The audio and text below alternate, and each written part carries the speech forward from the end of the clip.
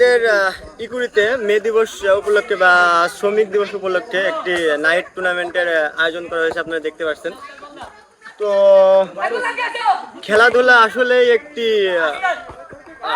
মানে খুবই ভালো উদ্যোগ।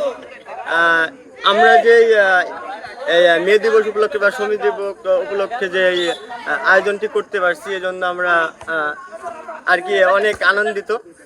কারণ আমাদের যুব সমাজকে যদি ধ্বংসের হাত থেকে বাঁচাতে হয়, আমাদের হচ্ছে খেলাধুলার কোনো বিকল্প নাই। তো এতক্ষণ আপনাদের সাথে ছিলাম আমি, স্টাফ রিপোর্টার মিকাইল গাঙ্গে।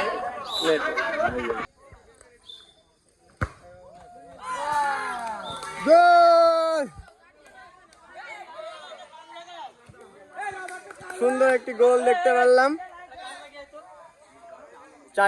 চার দলীয় টুর্নামেন্ট, গ্রামের আর কি সবাই মিলে।